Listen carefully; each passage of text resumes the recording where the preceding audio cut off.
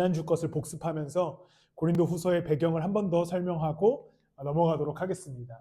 그냥 순서에 관한 것인데요. 다 지난주에 들으셔서 기억하시겠지만 먼저 고린도 전서를 바울이 발송합니다. 원래 그 전에 편지가 하나 더 있을 것으로 추측하는데 남아있지는 않기 때문에 고린도 전서를 발송하고 나서 원래 바울이 고린도를 나중에 가겠다라고 고린도 전서 마무리에 썼다가 고린도 안에 문제가 생겨서 좀 급하게 방문하게 됩니다.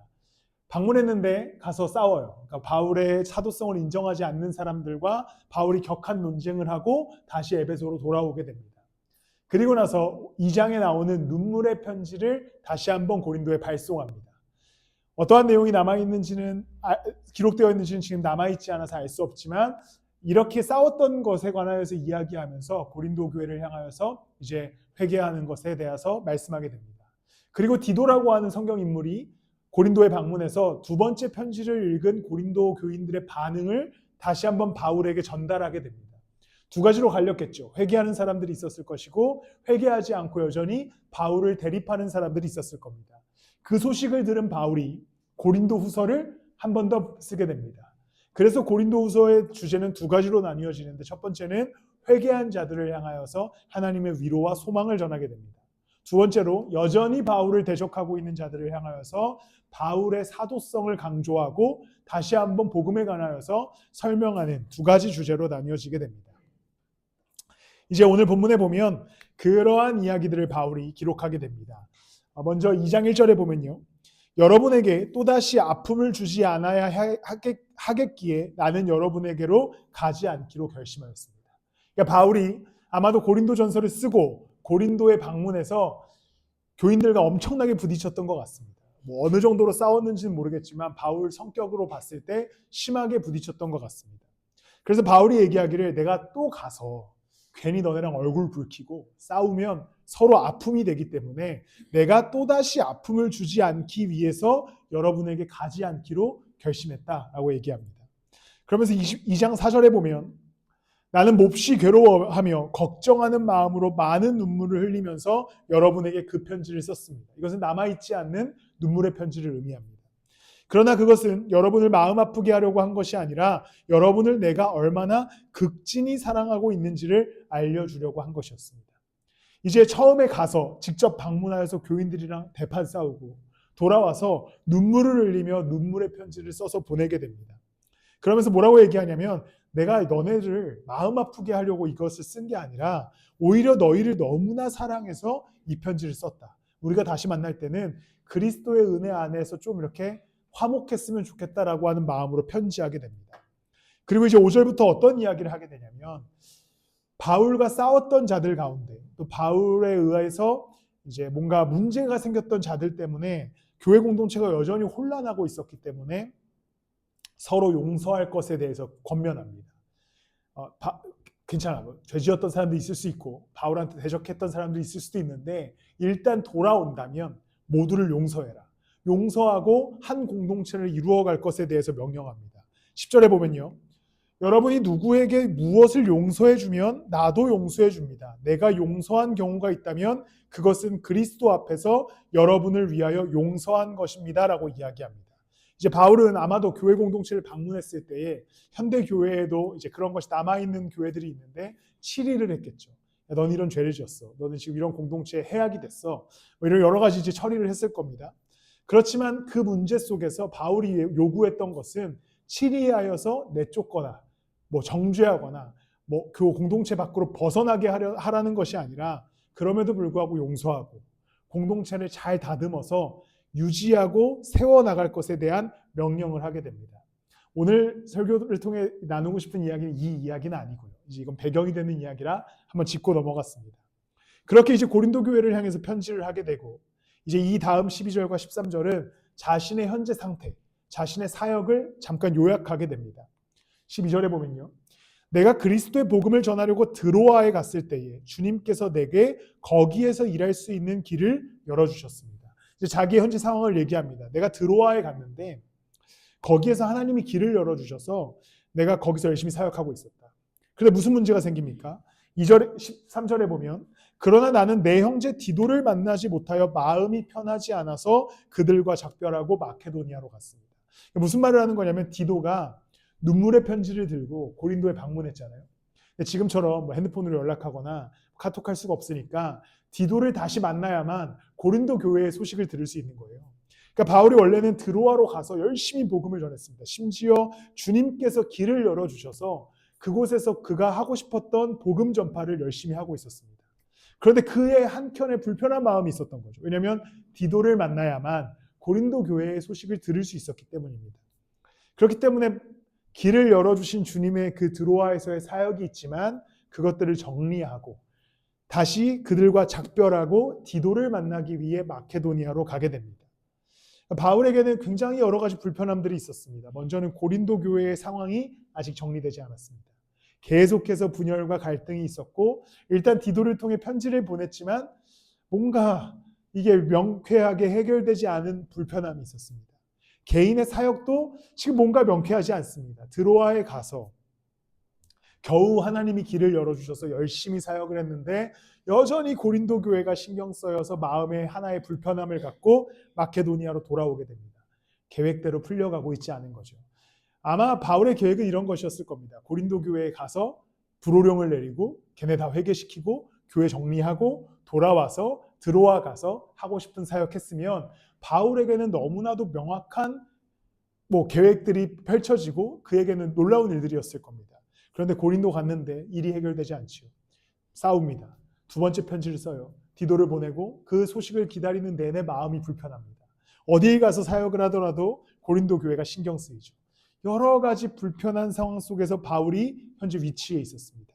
그런데 이제 14절 말씀을 우리가 함께 보기로 하는데 그러나 그리스도의 개선 행렬에 언제나 우리를 참가시키시고 그리스도를 아는 지식의 향기를 어디에서나 우리를 통하여 풍기게 하시는 하나님께 감사를 드립니다. 우리 이 말씀을 잘 알고 계시죠. 우리 찬양도 너는 그리스도의 향기라 이 찬양도 알고 있고. 근데 이 본문이 나오기까지의 앞에 배경을 살펴본다면 바울의 명확하지 않고 명쾌하지 않은 삶에 관한 이야기가 기록됩니다. 고린도 교회와의 갈등, 그리고 개인의 사역의 문제들, 계획대로 되지 않는 삶에 관한 이야기를 1절부터 13절까지 이야기하죠. 그런데 제가 늘 성경을 볼 때 접속사를 잘 봐야 된다고 이야기하죠. 그러나 라고 하는 접속사와 함께 그리스도의 개선 행렬에 언제나 우리를 참가시키시고 그리스도를 아는 지식의 향기를 어디에서나 우리를 통하여 풍기게 하시는 하나님께 감사를 드립니다라고 얘기합니다. 바울은 고린도에서 굴욕을 당했습니다. 자기가 세웠던 교회 성도들에게 자기가 사도성이 없다라고 하는 손가락질을 당하게 됩니다. 그리고 슬픔의 편지를 쓰면서 고린도 교인들을 혼내기도 하지요. 개인의 일정 자체도 꼬여버립니다. 드로아에 가서 열심히 복음을 전하려고 했는데 고린도 교회의 문제 때문에 마케도니아로 돌아갈 수밖에 없었습니다. 사역도 풀리지 않고 개인의 일정도 꼬이고 지금처럼 비행기를 타고 왔다 갔다 하는 것도 아니고 며칠에 걸쳐서 배를 타고 이동해야 하는 계획대로 되지 않는 문제를 경험하게 됩니다. 그런데 바울은 뭐라고 이야기하냐면 그러나 그리스도께서는 나를 개선 행렬에 참가시키셔서 그리스도의 향기가 되게 하셨다라고 말씀합니다. 그가 지금 엄청나게 인생이 꼬인 것처럼 보이고 계획대로 되지 않은 것처럼 보이지만 바울은 그럼에도 불구하고 그 마음에 확신이 있었습니다. 그리스도의 개선 행렬에 나는 참가하는 향기가 되었다라고 하는 확신이 있었던 것이죠. 당시에 로마는 전쟁을 엄청나게 많이 하는 나라였습니다. 근데 전쟁을 나가면 지금처럼 씻을 수 있는 조건이 없었습니다. 몇 개월이고 어쩌면 굉장히 긴 기간 동안 군인들이 씻지 않고 전쟁에 참여해서 전쟁을 치렀을 겁니다. 그런데 전쟁을 하고 승리하게 되면 이제 군인들이 그 각자의 도시로 돌아오게 되는데 소위 엄청 쩔어서 돌아오는 거죠. 왜냐하면 몇 개월을 안 씻고 군인들이 오는 거잖아요. 그렇기 때문에 그들이 승리한 것을 좀 기념해야 되는데 백성들이 나가서 막 박수치고 싶은데 이 몇 개월 동안 안 씻은 거는 사실 감당할 수가 없습니다. 제가 20대 초중반에 그 산티아고 순례의 길을 걸은 적이 있는데 겨울에 걸었습니다. 사실 그렇게 춥지 않아요. 특별히 군대 갔다 온 한국 남자애들은 다 씻습니다. 근데 거기 같이 걸었던 저희가 스페인 어린이라고 불렀어요. 19살짜리 애가 있었는데 안 씻어요. 근데 거기서 그러니까 혼자 보통 걷는데 숙소에서 중간중간 만나거든요. 한 열흘이 지나가니까 이제 이 친구의 그 채취에서 인간이 맡을 수 없는 향이 나기 시작합니다.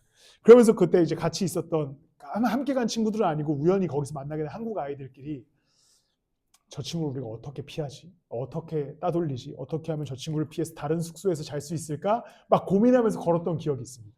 그게 단순히 한 열흘만 씻지 않고 계속 걸어도 우리가 어떤 아마 여러분들 아마 평생에 한 번도 안 맡아봤을 겁니다. 엄청나게 냄새가 나더라고요.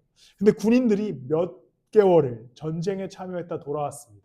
근데 이제 막 백성들이 전쟁의 승리를 축하하기 위해서 앞에 나가요. 근데 막 어쨌든 인상이 쓰여지지 않겠습니까? 그래서 뭘 했냐면 로마에서는 먼저 백성들이 거기다가 향수를 굉장히 많이 뿌립니다. 먼저 앞서서 향수를 엄청나게 뿌리고 그 다음에 이제 개선행렬하는 사람들을 이제 맞이하는 것이죠. 그 표현을 바울이 하는 겁니다. 예수 그리스도께서 승리하셔서 그가 우리 가운데 오시는데 먼저 향기가 나기 시작하는 거죠. 향기가 누구를 통해서 나는가? 그리스도인들을 통해서 향기가 나기 시작합니다. 그 향기를 맡으면 이제 사람들이 알게 되는 거죠. 아, 그리스도가 승리하셨구나. 그런데 우리가 이 말씀에 오해하고 있는 것이 있습니다. 뭐 어떤 것을 오해하냐면 우리가 찬양할 때도 너는 그리스도의 향기라 뭐 이런 찬양을 많이 들으셨을 텐데 설교도 아마 이 주제로 몇 번 들어보셨을 겁니다. 보통 우리는 어떻게 이야기하냐면 향기가 되자. 향기가 돼서 이 땅에 우리가 향기를 좀 이렇게 뿜어내자. 이런 이야기들을 많이 들었을 겁니다.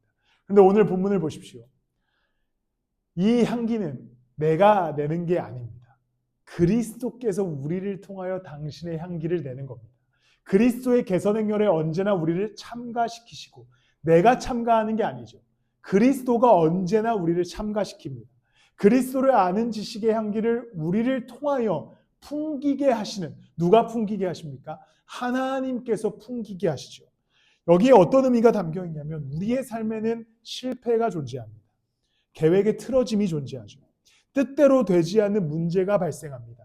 내가 스스로 생각하기에 지금 내가 향기를 내고 있는가라고 하는 의구심이 들 때가 있습니다. 바울을 생각해 보십시오. 그가 예수 그리스도께 맡은 바 사명을 감당하면서 고린도 교회를 세웠습니다. 근데 교회가 싸워요. 바울에게는 엄청난 마음의 중압감이 있었을 겁니다. 죄책감도 있었겠죠. 하나님의 일을 제대로 감당하지 못하고 있다고 하는 슬픔도 있었을 겁니다. 그런데 바울에게는 확신이 있었는데 그러나 그리스도의 그 승리의 행렬에 내 삶은 실패했을지라도 언제나 참가시키시고 그리스도를 아는 지식의 향기를 어디에서나 우리를 통하여 풍기게 하시는 하나님에 대한 확신이 있었습니다. 바울은 이 표현을 쓰죠. 언제나 우리를 참가시키시고 언제나라고 하는 이 단어가 담겨져 있는 은혜가 있습니다. 바울은 실패를 경험했습니다. 사역적인 실패를 경험했고 개인의 일정의 실패를 경험했습니다. 그런데 바울에게는 확신이 있었습니다. 그리스도께서 승리하신 거죠. 바울이 승리한 게 아닙니다. 예수 그리스도께서 세상을 이기셨고 바울은 자신의 삶의 실패와는 상관없이 예수 그리스도가 승리하셨기 때문에 그 개선행렬에 언제나 참가하게 됐다라고 하는 믿음이 있었습니다. 앞에 보면 아마 이런 이야기가 우리에게 좀 더 익숙할 수도 있을 겁니다. 나는 고린도에서 사역을 잘했고 드로아에서도 사역 잘했고 그리고 우리는 개선행렬에 참여한 향기가 됐다. 우리는 이런 표현이 익숙할 텐데 바울은 그렇게 이야기하지 않습니다. 나는 고린도에서 실패했고 너네랑 싸웠고 슬픔의 편지를 보냈고 내 일정은 틀어졌고 너네 때문에 난 마케도니아로 돌아가고 있어. 그러나 언제나 나를 개선행렬의 향기로 삼아주시는 하나님 때문에 지금 나는 승리의 길에 들어섰다라는 고백을 하게 됩니다. 이것은 우리의 삶에 주시는 하나님의 놀라운 은혜가 있습니다. 우리는 때로는 오늘 계획대로 되지 않는 시간을 지나갑니다. 하루 자체만 생각해도 많은 고통과 또 분노의 문제를 가지고 살아갈 때도 있습니다. 관계 때문에, 누군가 때문에, 혹은 나의 업무 때문에, 일 때문에 지치고 피로한 시간들을 지나가기도 합니다. 그럼 생각하죠.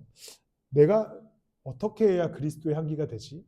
내가 어떻게 해야 예수 그리스도의 뜻대로 살아가지? 그러나 그리스도는 이미 세상을 이기셨습니다. 그는 이미 개선행렬을 시작하셨고 그는 이미 십자가에서 세상을 이기셨습니다.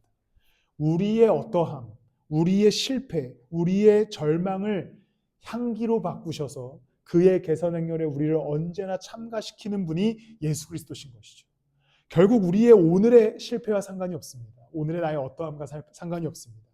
내게 향기가 없으면 어떡하지? 내가 어떻게 향기를 내야 되지? 이러한 염려가 아니라 우리에게 필요한 것은 그리스도가 승리하셨다는 사실을 믿고 나의 오늘 실패를 가지고 그분의 승리의 행렬에 참가하기 시작할 때 그는 우리를 통하여 당신의 향기를 내뿜 줄을 믿습니다. 결국 여러분들의 어떠함으로 향기를 내는 것이 아니라, 그것도 향기가 나겠지만 우리에게 진짜 중요한 것은 나의 인생의 슬픔과 고통과 괴로움과 실패를 가지고 예수 그리스도의 승리 앞에 나아갈 때 그 십자가로 모든 죄를 이기시고 세상을 이기신 그리스도가 결국 나를 통해 당신의 향기를 내뿜기 시작한다는 것입니다. 결국 예수 그리스도께서는 우리를 통해 승리를 주실 줄을 믿습니다. 결국 나의 어떠함 때문에 그가 승리를 얻으신 게 아니라 그가 인간의 몸을 입고 이 땅 가운데 오셔서 십자가에 달려 죽으심으로 말미암아 승리하셨기에 우리가 오늘 실패를 경험할지라도 언제나 우리를 개선 행렬에 참가시켜 주셔서 내가 예수 그리스도 앞에 나아가 그분 앞에 엎드려지고 나의 삶을 내려놓을 때에 그는 우리를 승리의 행렬에 참가시키셔서 결국 이기게 하여 주실 줄을 믿습니다. 오늘 이제 후배 전도사와 약속이 있어서 해방촌에 갔다 왔습니다. 굉장히 좋더라고요. 왜냐하면 제가 좋아하는 류의 그 음식들이 많아서. 근데 거기 이제 타코를 파는 집에 갔습니다. 근데 거기는 진짜 그 우리가 이렇게 약간 동네에서 맛볼 수 있는 미국식 타코나 이런 게 아니라 찐 멕시코 타코예요. 그래서 어떤 것들이 있냐면 뭐 소 내장, 뭐 양의 어떤 그런 어떤 냄새나는 부위들. 그래서 이게 진짜 대단한 게 뭐냐면, 근데 이게 좀 비유가 좀 안 맞을 수 있는데 잘 생각하셔야 됩니다. 여기에 이제 소 내장이 들어있어요. 소 내장의 향기가 엄청 셉니다. 그냥 이거는 웬만한 비위가 안 좋으신 분들은 못 드세요. 그래서 거기다 뭘 뿌리냐면 고수를 뿌립니다. 근데 여러분 아시죠? 고수가 향이 엄청 세잖아요. 근데 고수를 엄청 뿌려도 고수에서 어떠한 향이 느껴지지 않습니다. 그러니까 이 소 곱창 향이 지금 제가 약간 입맛이 돋는데 진짜 맛있거든요. 소 곱창 향이 막 너무 심각하게 나니까 고수는 그냥 약간 상추 같아요. 그러니까 고수의 느낌이 전혀 없어요. 제가 그 전도사가 추천해줘서 먹는데 와, 이거는 고수가 아예 역할을 못하네, 그런 생각이 들었습니다. 주님께 죄송하지만 예수 그리스도를 소 곱창의 향기라고 생각해 봅시다. 그리스도의 개선 행렬이 너무나 세요. 그러니까 그리스도의 그 힘이 너무나 셉니다. 그러니까 우리의 인생이 고수처럼 막 뭔가 잘 안 풀려요. 고수를 못 드시는 분들, 저는 고수를 엄청 좋아하는데 고수를 못 드시는 분이 계시다면 막 고수를, 내 인생이 고수가 된 것 같아요. 뭔가 안 좋아요. 향이 날 것 같아요. 근데 그리스도의 향이 너무나 크니까 나를 아무리 집어넣어도 그리스도의 향을 이기지 못합니다. 예수 그리스도를 이기지 못하는 거죠. 주님께 죄송하죠. 주님을 소곱창으로 비교해서 너무나 죄송한데 제가 오늘 마음에서 그런 생각이 들었습니다. 그러니까 그리스도의 승리가 너무나 큽니다. 그리스도는 죄와 사망을 이기셨고 죽음을 이기셨어요. 그러니까 우리의 실패를 아무리 많이 갖고 나와도 그리스도가 이기셨다는 사실은 변함이 없습니다. 그러니까 우리는 결국적으로 우리의 인생의 가장 큰 절망은 죽음일 텐데 그리스도가 결국 그 죽음을 이기셨습니다. 죽음을 이기셔서 개선 행렬을 하고 계세요. 근데 가끔은 살아가다 보면 내 인생의 실패를 경험하죠. 내 인생의 절망을 경험하고 문제를 경험합니다. 그런데 죽음을 이기신 그리스도 앞에 내가 나아갈 때에 이 실패와 절망과 좌절은 아무것도 아닌 것이 되는 거죠. 왜냐하면 그가 죽음을 이기셨고 가장 큰 향기를 내시며 개선 행렬에 참가하셨기 때문입니다.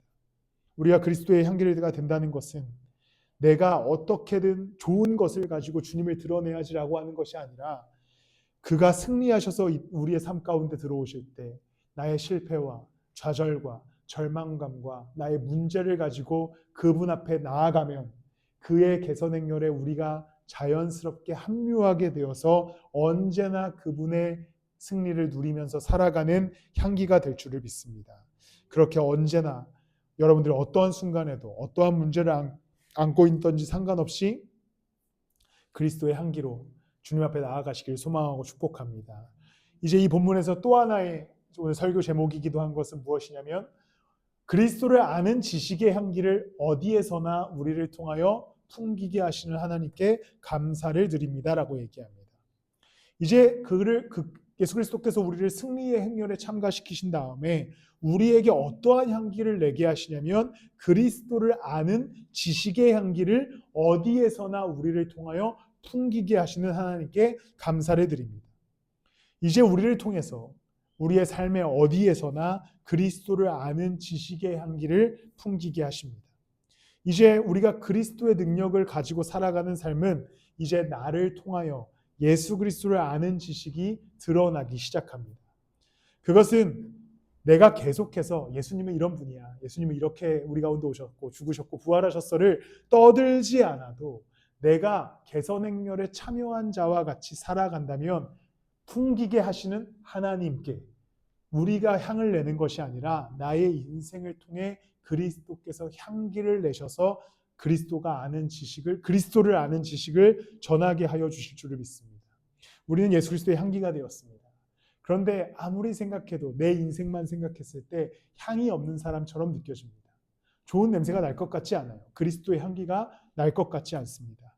그런데 내가 개선행렬에 그리스도가 나를 참가시켜 주셨기 때문에 내가 그것을 믿고 예수 그리스도를 따라 살아간다면 그리스도께서 나의 삶 가운데 그리스도를 아는 지식의 향기를 드러내게 하여 주셔서 결국 내가 어떠해서 그리스도가 드러나는 것이 아니라 나는 연약한 자고 계획대로 인생이 풀리지 않은 자이지만 예수 그리스도 앞에 나아갈 때에 결국 그리스도께서 우리 가운데 당신의 향기를 내뿜어 주실 줄을 믿습니다. 옛날에 우리가 하던 그 찬양, 너는 그리스도의 향기라, 그 찬양엔 그런 의미가 담아있지 않지만 사실 많은 분들께서 향기가 되자, 편지가 이제 이 뒤의 내용은 제가 다루지 않았지만 편지에 관한 이야기가 나오는데요. 편지가 되자라는 이야기들을 많이 들어왔습니다. 그런데 사실 우리의 힘으로 주님의 향기를 제대로 내뿜을 방도가 없습니다. 이미 우리는 경험해봐서 알잖아요. 우리 어렸을 때부터 이 찬양을 얼마나 많이 불렀습니까? 너는 그리스도의 향기라. 그런데 여전히 우리는 삶의 문제와 나의 성품과 나의 죄됨으로 인하여서 그리스도의 향기가 드러나지 않습니다. 계속해서 욕망의 향기와 세상의 향기와 또 절망의 향기를 내뿜습니다. 그런데 우리는 이 향기를 가지고 그리스도의 개선 행렬에 참가하게 되었습니다. 그리고 나를 통해 예수 그리스도가 그리스도를 아는 지식의 향기를 내뿜기 시작하십니다. 나는 비록 실패하고 절망하고 좌절한 자이지만 내 안에 제대로 된 것이 없는 자이지만 이것을 가지고 예수 그리스도 앞에 나아갈 때에 주님이 나를 그리스도의 향기로 바꾸셔서 우리를 승리의 개선 행렬에 참여하여 언제나 어디에서나 주님의 뜻대로 살아가게 하여 주실 줄을 믿습니다. 오늘 어떠한 절망 가운데 있으시던지 그리스도의 향기 되심을 기억하십시오. 여름에 제가 나중에 아직 포스터가 좀 공개하기 좀 그래서 안 공개했는데 띄울까 하다가 여름에 이제 청소년 집회에 그 설교를 맡게 되었습니다. 근데 이제 제일 그 꾸퉁이 그 폐회 예배 설교예요. 근데 그건 이제 그렇다 치고 사진을 이제 4명의 설교자 사진이 이렇게 딱 공개됐습니다. 근데 저만 그러니까 얼굴이 다른 분들이 요만하면 제 얼굴만 이만하게 만들어 놓은 거예요. 그러면서 이제 그 담당하시는 분이 혹시 사진이 마음에 안 드시면 교체해드리겠습니다 이러는 거예요. 근데 거기다 대고 또 약간 그래도 좀 없어 보이잖아요. 혹시 제 사진 좀 바꿔주실 수 있고 제가 뭐 연예인도 아니고 사진을 좀 괜찮습니다 이러고 다시 사진을 보는데 저만 막 얼굴이 막 이만한 거예요. 근데 어쨌든 설교하러 가는 거지 않습니까? 근데 막 사진을 보면서 약간 좀 기분이 안 좋고 나는 막 얼굴을 이만하게 만들고 다른 사람들은 이렇게 요만하게 만들어주고 뭐 하는 거야? 약간 서로 생각하는 거죠. 그러면서 이제 수요예배 준비를 하면서 야 너는 진짜 냄새나는 놈이구나라는 생각을 했어요. 내가 스스로에게요. 거기 복음 전하러 가는 시간인데 그거 근데 나중에 보면 여러분들 느끼실 거예요. 좀 많이 크게 나오긴 했어요. 다른 사람들에 비해서 너무 크게 나왔어요. 원래 제가 그들에 비해서 크겠지만 실제로도 그걸 너무 적나라하게 너는 큰 사람이니까 크게 나와야 돼.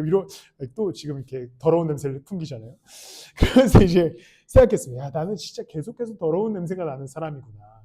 그런데 결국에 나에게 유일한 희망은 예수 그리스도밖에 없구나. 그리스도 앞에 나아가서 주님 나는 진짜 더러운 향기가 나는 사람입니다. 주님 정말 나는 홀로는 당신의 향기를 낼 수 없는 자입니다. 라고 엎드려지는 수밖에 없겠다라는 생각을 했습니다. 그래야만 나를 통해 그리스도께서 승리하셔서 그리스도의 향기가 나를 통해 드러나실 수 있도록 그리스도께서 역사하시는 거죠. 우리는 계속해서 나쁜 향을 낼 수밖에 없는 죄성을 가진 인물들이기 때문입니다. 그러나 그리스도는 이 죄를 이기셨습니다. 죽음을 이기셨어요. 우리가 이 나쁜 향을 가지고 주님 앞에 나아갈 때에 승리하신 그리스도가 야, 이거 아무것도 아니야 라고 생각하시면서 결국 아름다운 향기를 우리 가운데 이끌어 주실 줄을 믿습니다. 말씀을 마무리하겠습니다. 고난주간을 지나갑니다. 우리가 십자가의 능력과 부활의 능력을 묵상하는 시간이기도 합니다. 그런데 때로는 우리가 이 그리스도의 십자가의 능력과 부활하심의 능력이 되게 먼 이야기처럼 느껴질 때가 있습니다. 우리가 눈으로 직접 보지도 못했고 그냥 항상 이야기로 들어왔기 때문입니다. 그런데 그리스도의 십자가의 능력과 부활의 능력이 나의 삶에 언제나 어디에서나 있다는 생각으로 묵상하시면서 나아가 보십시오.